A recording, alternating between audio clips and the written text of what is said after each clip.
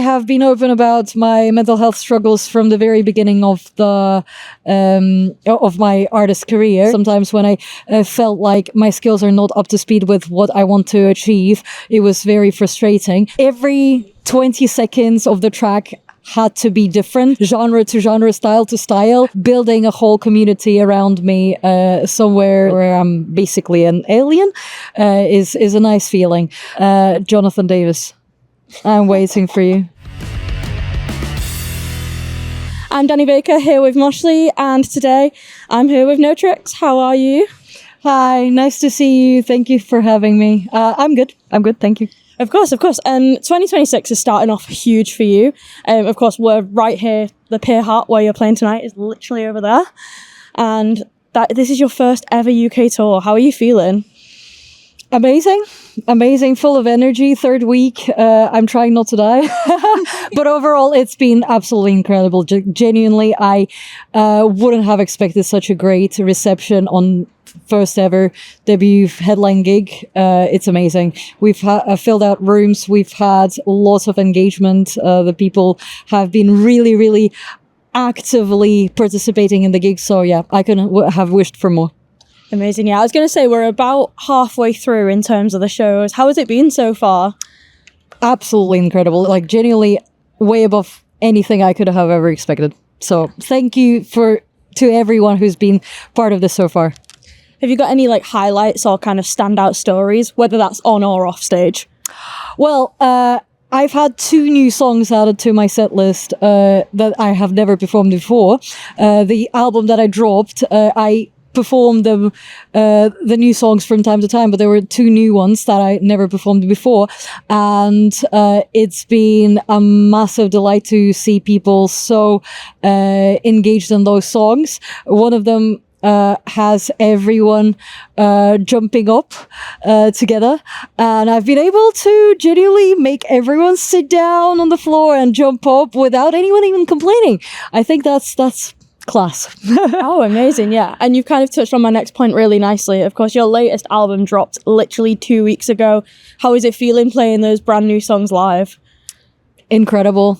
One of those that I just said that never performed it live before is about narcissism, and also I managed to get the whole crowd very nicely connected with me and participating in a way, like as in it just feels like the song really moves people, and I also never experienced it to that extent before. So yeah, genuinely so far massive delight for me. Yeah, amazing. And it's been about 3 years since you dropped Rejected. What made you decide that now was the time for an album? To be honest, I don't know. It just wrote itself, did this album. I just kept on writing songs, and some of them that just felt it felt right to drop them as part of something. So I was preparing for an EP, and then it turned into an album. Halfway through, I realized that there is a massive concept behind those songs that I've already written, and I thought I need to just add more. So every song was already a different mental health issue, and then I thought, okay, so if I've written songs about schizophrenia, dementia, and depression, I could add some songs about ADHD and BPD as well. So that's how it all shaped up, and then I ended up with a whole album of songs. Yeah, of course. And as you kind of touched on, the album covers all sorts of different struggles, some of which you've experienced personally, and some of which not so much. How does it feel kind of putting yourself out there and being so open about your own struggles, especially now in a live setting as well? Well, to be honest, it's not so easy, but I have been open about my mental health struggles from the very beginning of my artist career, of this project, and little by little, I saw how much people resonate with what I do, and how much this draws people closer to me. And that motivated me to go further and further with this. Also, I have to say, because I'm wearing a mask, that helps me be a little bit less shy about it. Obviously, it would have been harder if I were entirely in the open and not incognito. But I do know that this really helps break the barriers between me and the audience, and it really helps the listeners, the people who I am doing this for. A lot of people come back to me explaining how much this makes them feel heard, and it's just become a kind of a mission for me. So it really pays off, because like in the way that people react and connect with my music. Yeah, for sure. I feel like as you said, every song kind of covers a different struggle, and that'll resonate with so many people. Do you feel like it's kind of an outlet for you as well, and it kind of helps you with your own struggles in a way? 100%. That song that I mentioned about narcissism is one that each time when I perform it, I feel such a massive relief and even a cathartic moment after I let all of that dirt out of my system, and things like that. That's to the biggest extent. But things like that obviously happened to me before with other songs as well. And my music is a sort of self-therapy for me as well. Yeah, I can imagine, because you don't only write and perform the songs, you also produce them yourself, and that whole process must be an incredible feeling, especially seeing that finished project and seeing that record out to the world. Absolutely. It's like genuinely like raising a child. This record took me at least 10 months altogether to complete, and then lots of fine tunings afterwards. But it was an immense work for me, but it was also lots of fun. I am really happy that I never gave up on being a producer, because at the beginning of my journey, it was very frustrating at times that I have to do it all by myself. Sometimes when I felt like my skills are not up to speed with what I want to achieve, it was very frustrating. But then when I reach that level, when I can actually make the things here turn into the final product and the music that I make, and every single detail reflects on what my idea is, like every single sound there completes my concept. That's obviously a feeling that isn't comparable to anything else. Yeah, of course. What does that creative process kind of look like for you? Because most artists, of course, they will have a separate producer, and it'll be like, okay, you've got like a week in the studio, but I imagine for you, it's like you can just do it whenever. Yeah. Well, I always start with the top line and with the idea. Well, most of the times, unless I'm just making something just for fun without any concept. But most of the time, I start with the idea. I write down the lyrics. I start with the songwriting, and then I am my own producer who makes the instrumentals for those songs and those ideas. And that's where it's actually the most fun. So, well, I mean, lyrics are also lots of fun. Fine-tuning them, finding the right ways of saying things, but then complementing those with the sounds is so much fun, because especially with this very record, I had to make sure that every single mental health issue sounds like one. And so with narcissism, I had to make sure that there's always this tenseness, this feeling of insecurity and like unpredictability. With ADHD, also one of the most fun things that I created, every 20 seconds of the track had to be different. It couldn't stay on the same topic for longer than 20 seconds, like the attention span. So it was just like going from genre to genre, style to style, and then having to like put them all together in one coherent thing was so much fun. So it's genuinely just lots of fun. Yeah, it's stressful, it's hard. Sometimes it does take way more than a week. It's like sometimes I'd say on average a track takes me like 3-4 weeks. Rather, sometimes it's very fast, like, and I completed it within a week, but most of them are take longer. Yeah, for sure. You can't rush perfection, Yeah.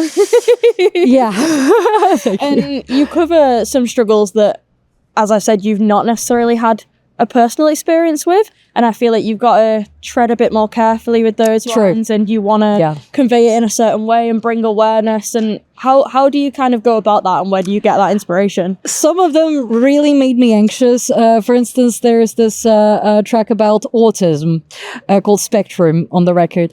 And I don't have autism. I do have people who I love very much and I'm very close to who do. And so I had to basically interview them, do my research separately, and to make sure that they are represented in the sound, that it's not just something that I imagine, but something that actually has some substance. And it is a massive challenge, a massive responsibility, and it genuinely meant so much when I heard from some people coming back to me, like people that I've never met before, who would say, wow, that actually does sound right to me. And it was like, it's such a compliment and such an amazing feeling of having done your job right. It was just really, really nice. Yeah, of course, I have to ask as well, do you have kind of a personal favorite on the album, or one that kind of speaks to you a bit more?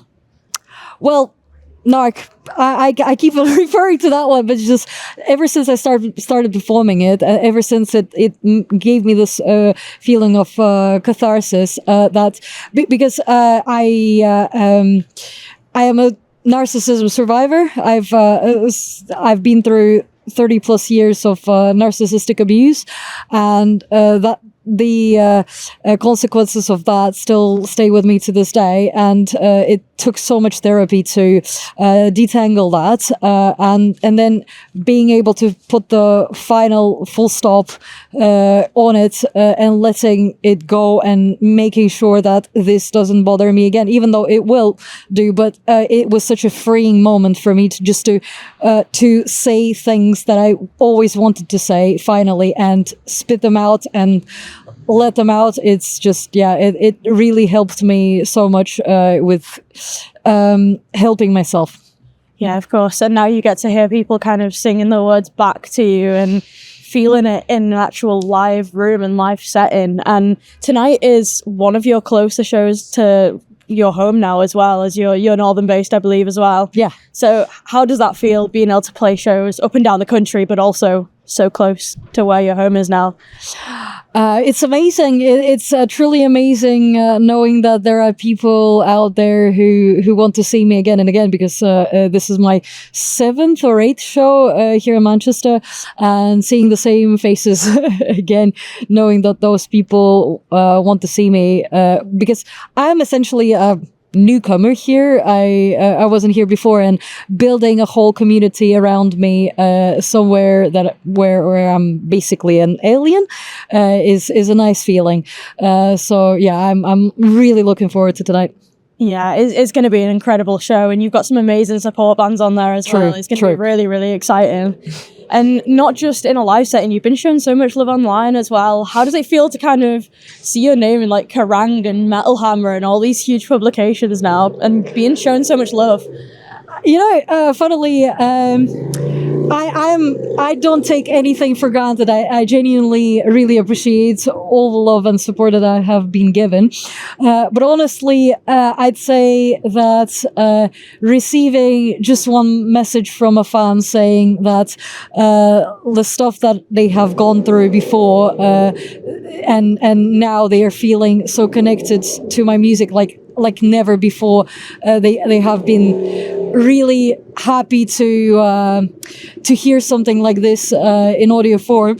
This means so much more to me than anything else. So those events, they kind of lift me up for much longer than any other achievement could ever mean. And obviously with more reach, with more publicity and being out there, just increases the chances that I can reach the people who actually need this music.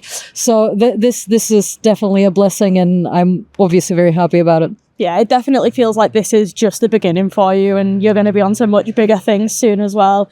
I remember reading online as well that being featured in Metal Hammer and of course being nominated for Song of the Year was like a goal of yours as well? It was. Yeah. Are there any other kind of personal goals or milestones that you're wanting to achieve this year? This year. Yeah. Oh. In general. In general. Well, I really want to hit festivals as soon as possible. That would be exciting and fun.